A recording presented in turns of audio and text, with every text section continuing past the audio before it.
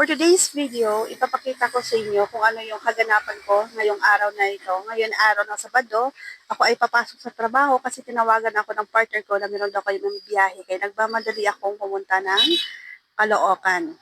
So ngayon ay dumating na ako sa Caloocan, nag-tricycle lang ako tapos naglakad lang ako papunta doon sa opisina namin. At ngayon ay nasa opisina na ako. Magic, diba? Yan yung opisina namin, nasa loob kami. Yan yung partner ko, nag-uusap kami dyan, tatanong ko kung saan yung biyahe namin. Abangan nyo yan guys, kung saan yung biyahe namin. Grabe, ang tagal kong pinangarap ng biyahe na yan. 3 taon mahigit ako dito sa pinapasukan naming kumpanya. Ako 3 taon lang, pero yung partner ko, matagal na siya. Ngayon ang biyahe namin ngayon ay, ito ay nasa ako nito, nasa Clark, Pampanga. Ito ay nasa Yokohama kami. Ako ay nasa dyan, dahil magpa-process na ako ng mga dokumento, tapos pinapa-atras ko na yung truck ko dyan. Yan, ipapa-atras ko dyan. Dapat dahan-dahan lang tayo sa pagpapa-atras ng gawa na napakahigpit kasi ni Yokohama. Sana po ipapakita ko sana sa inyo kung ano pa talaga mga kaganapan. Bawal kasi mag-video-video yan, kaya panakaw-nakaw lang talaga dyan. Sana sa susunod, wala kasi akong taga-video kasi wala akong mga kasama.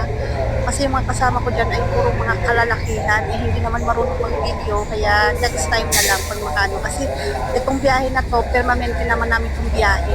So, pinapabalik ko siya kasi dapat kasi masentro yung rampahan doon sa niya para pag yung forklift ay makapasok doon sa loob ng container. Kaya pinapa-abante ko siya. Dinadahan-dahan ko lang siya papa-atras dyan kasi dapat talaga matansya ko.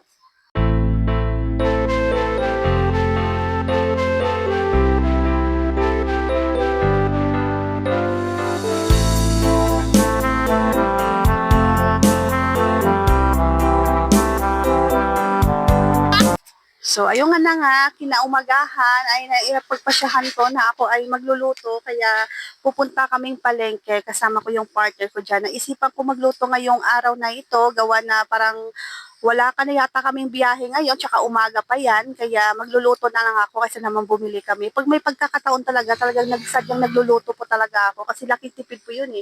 Kasi pag hindi kami nagluto, yung nagagastos namin sa isang kainan na namin maghapon, abay kulang-kulang yata ay nasa 900, kasi yung isang kainan namin ay nasa 300 na.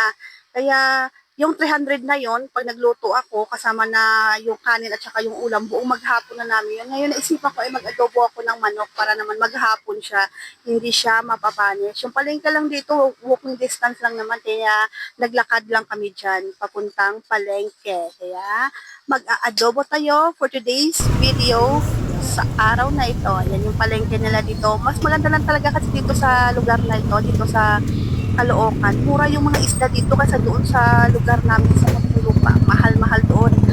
Kaya ngayon, pabalik na kami ng aming truck.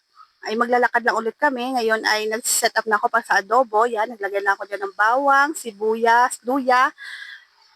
Kasi ayoko ng malangsa. Kaya naglalagay ako ng ng luya. Hindi ko na siya ginisa kasi nga madalian na, kasi nga nasa truck kami, wala naman kami sa bahay. Kaya ginaganon ko lang tuwing nagluluto ako, naglagay diyan mga paminta, tapos oyster. Pagtapos ng oyster, naglagay ako ng ng toyo at saka yun lang. Tapos naglalagay din pala ako guys diyan ng sitaw para naman merong gulay yung adobo namin. At naglagay din ako diyan ng siling haba. Kayo guys, paano ba kayo nagluto ng adobo? Kanya-kanya po yan ng version kung paano po magluto ng adobo, di ba? So, ayun na. Saglit lang naman lutuin ng adobo.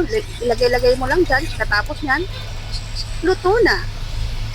Kaya din ako naglalagay ng siling haba, luya, para naman yung pag kumain ka, yung iba-ibang panlasa, yung malalasahan mo, hindi lang yung sa toyo. Kasi di ba po, karaniwan kasi sa pag-adobo ay parang hindi sila naglalagay ng ng luya. Kasi sa mga kantin na kinakainan namin, parang bihira talaga na naglalagay sila ng luya.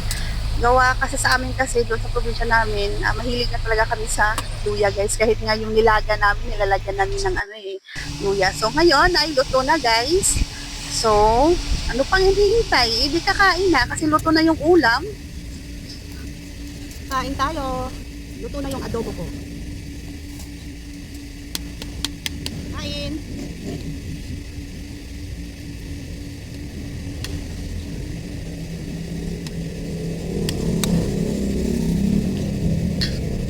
So, kaya hindi kami kumukuha ng biyahe dahil nga doon sa sinabi ko nga na meron nga kami biyaheng malayo at yung biyahe na ito, yung lugar na ito, matagal ko na talaga siyang pinapangarap guys na puntahan. Yung talaga minamanifest ko talaga siya na sana makabiyahe kami sa ano na yon, sa lugar na yon. Kaya ito na nga nangyari na, kaya sobrang excited ko talaga kasi mararating ko na yung lugar na yon. Kaya abangan niyo po yan guys at yan ay ipapakita ko din sa mga susunod ko na mga vlogs. So, ngayong araw na ito ay dito ko natatapusin ang aking video. Maraming salamat sa inyong pagsama sa akin at huwag niyo kalimutan na palambing naman po ako. Mag-subscribe po kayo sa aking YouTube channel po para po ay lagi po kayong updated sa mga video ko.